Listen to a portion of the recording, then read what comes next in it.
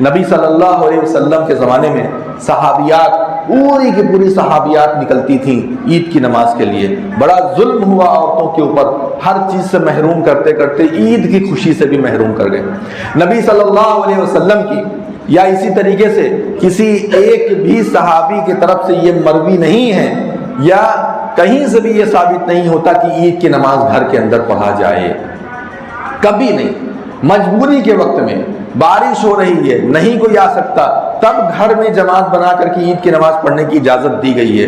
باقی اگر سب کچھ صحیح ہے، مرد جا رہے ہیں عید کی نماز پڑھنے کے لیے مسجد یا عیدگاہ، اور عورتوں کا حال یہ ہے کہ وہ گھر کے اندر 2 رکعت نماز پڑھ رہی ہیں، ایسی کوئی نماز ثابت نہیں ہے. کسی بھی صحابیہ سے ایسی نماز ثابت نہیں ہے. ایک بھی صحابیہ نے یا نبی صلی اللہ علیہ وسلم نے یہ نہیں کہا کہ عورتیں گھر کے اندر اپنی عید کی نماز پڑھیں. کوئی نماز گھر کے اندر عید کی نہیں ہوتی ہے. عید کی نماز عیدگاہ میں ہوتی ہے، امام کے پیچھے ہوتی ہے، خطبے کے ساتھ ہوتی ہے. یہ جو 2 رکعت عورتیں گھر کے اندر نماز پڑھتی ہیں عید کے نام پر، ایسی کوئی نماز نہیں ہے. بڑے بڑے علماء، شیخ ابن باز، شیخ ابن عثیمین، ان لوگوں نے فتویٰ دیا ہے باقاعدہ کہ جس جگہ بھی اس طرح کا رواج ہے کہ عورتیں گھر کے اندر 2 رکعت کر کے پڑھتی ہیں، ان کی ایسی کوئی نماز نہیں ہوتی ہے. کیونکہ نبی صلی اللہ علیہ وسلم کے زمانے میں، صحابہ کرام کے زمانے میں کبھی ایسا نہیں ہوا کہ عورتیں اپنے گھر میں نماز پڑھتی ہوں انفرادی طور پر عید کی. ایسا کبھی نہیں ہوا. نبی صلی اللہ علیہ وسلم نے حدیث میں ارشاد فرمایا، ام عطیہ رضی اللہ تعالیٰ عنہ فرماتی ہیں کہ نبی صلی اللہ علیہ وسلم نے ہم لوگوں کو حکم دیا کہ عورتیں اپنے گھروں سے نکلیں، عورتیں جائیں عید کی نماز پڑھیں، حتیٰ کہ مستحاضہ عورتیں، حائضہ عورتیں اور نفسا یعنی نفاس کی عورتوں کو بھی کہا کہ نکلو.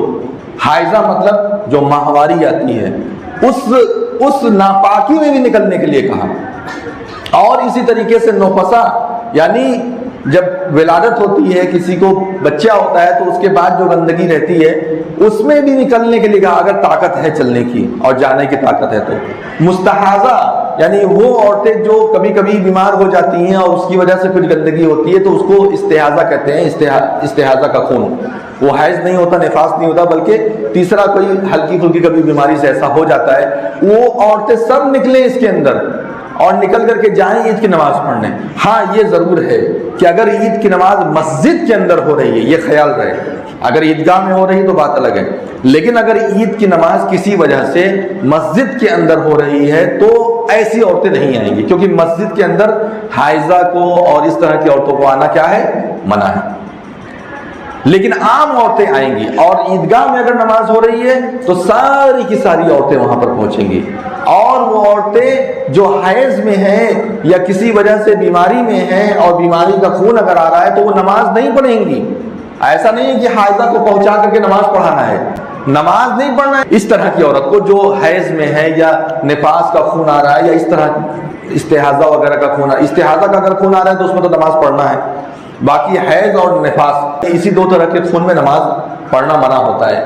تو کیا کرنا ہے؟ مسلمانوں کی دعاؤں پر آمین کہیں گی. جب مسلمان دعا کریں گے اللہ تعالیٰ سے تو اس پر آمین کہیں گی. نماز نہیں پڑھیں گی، نماز سے دور رہیں گی، نماز نہیں پڑھیں گی، لیکن مسلمانوں کی دعاؤں پر کیا کہیں گی؟ آمین کہیں گی. اور باقی عورتیں نماز میں شامل ہوں گی. ایک عورت کھڑی ہوئی، اس نے کہا اللہ کے رسول صلی اللہ علیہ وسلم، ہم میں سے بعض عورتیں ایسی ہیں جن کو اوڑھنی بھی نصیب نہیں ہوتی، جن کو اتنا بھی کپڑا نہیں ہے کہ وہ کپڑا پہن کر کے اوڑھ کر کے آ سکیں. نبی صلی اللہ علیہ وسلم فرماتے ہیں کہ اگر ایسی حالت ہے کہ ایک بہن کے پاس یا ایک عورت کے پاس اوڑھنے کے لیے کپڑا نہیں ہے تو اس کو چاہیے کہ وہ اپنی دوسری بہن سے کپڑا ادھار لے لے،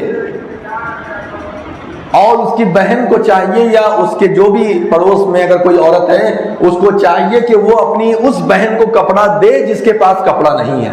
اتنی سختی ہے عورتوں کو لے کر کے جانے کی. یہی وجہ ہے کہ فقہ کی کتابوں میں قول نقل کیا گیا ہے ابو ہریرہ رضی اللہ تعالیٰ عنہ کا. کیا نقل کیا گیا ہے کہ عورتوں کا عیدگاہ جانا لازم ہے، ضروری قرار دیا ہے.